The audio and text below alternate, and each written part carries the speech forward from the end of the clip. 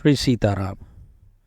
हरि ध्यान अनिष्ठ भक्तगण, भाग 9, महाशाल श्री शौनक जी। भक्तों, हम शौनक जी के विषय में कुछ कहने से पहले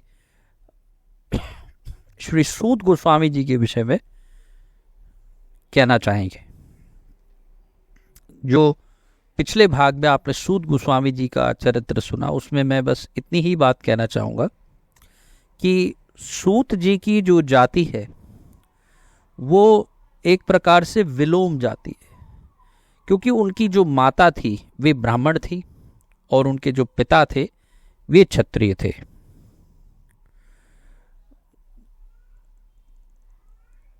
While introducing himself in the beginning of Srimad Bhagavatam, Sut Goswami said that although I was born in a lower caste family, by rendering the service to great souls, my life became perfect. By conversing with great saintly persons, one's disqualification of being born in a low class family vanishes. और इतनी सी बात मैं अब जोड़ करके अब हम बात करेंगे श्री शौनक जी की। भक्तों, शौनक जी नैमिषारण्य में 88,000 ऊर्ध्वरेता ब्रह्मवादी ऋषियों में प्रधान ऋषि थे। भृगुवंश में उत्पन्न होने के कारण इनका नाम भार्गव था और शुनक के अपत्य होने के कारण इनका नाम शौनक पड़ा। शौनक ऋषि was the son of the sage Sunak, and that's why he was called Shaunak. He was also addressed as Bhargav because he belonged to the dynasty of Bhrigu, and he was highly endowed with the spiritual knowledge, as he had performed very severe austerities. According to Shaunak Rishi, hearing the narrations concerning to the Supreme Lord in the association of devotees is the perfection of life. He says in Srimad Bhagavatam कि क्या एक वृक्ष जीता नहीं? Doesn't a tree live? Doesn't a bellows breathe?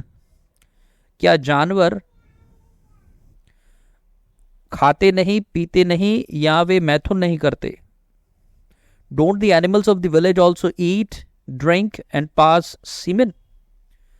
One who does not hear the narrations of the pastimes of the Supreme Personality of Godhead, Sri Krishna, is no better than the dog, hogs, camels and asses. इसलिए जीव को, मनुष्य को, यदि वो अपना समय भगवत कथा श्रवण में या भक्तों के श्रवण में, क्योंकि भक्तों के चरित्र के श्रवण में भी भगवत कथा ही आ जाती है, बिना भगवान के चरित्र के भक्त की कथा अधूरी है और बिना भक्त के चरित्र के भगवान की कथा अधूरी है। ये जहां चलेंगे ये दोनों एक साथ ही चलेंगे, इसलिए इसके बिना जीवन अधूरा है। इसके बिना जीवन कैसा है? बिल्कुल पशु तुल्य है।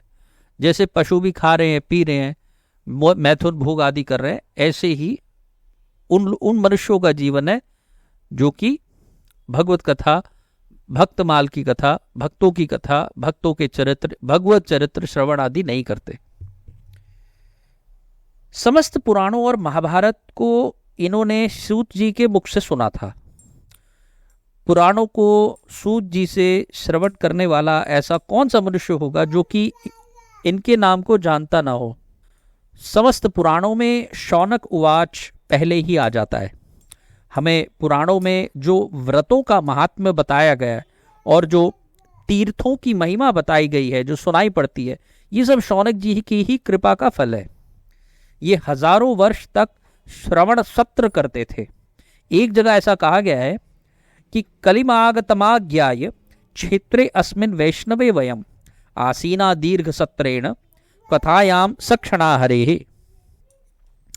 कलयुग को आया देखकर हम सब ऋषि इस वैष्णव क्षेत्र में भगवान की कथाओं का आनंद लेते हुए दीर्घ काल का सत्र कर रहे हैं। इनका समस्त समय भगवत कथा श्रवण में ही व्यतीत होता था। ऋषियों में जैसा विशुद्ध और संयम युक्त चरित्र महर्षि शौनक जी का मिलता है, वैसा अन्य किसी ऋषि का शायद ही हो। ये नियम हवन आदि नित्य कर्म करके कथा श्रवण के लिए बैठ जाते थे और फिर भगवान की कथाओं में ही पूरा समय लगाते थे।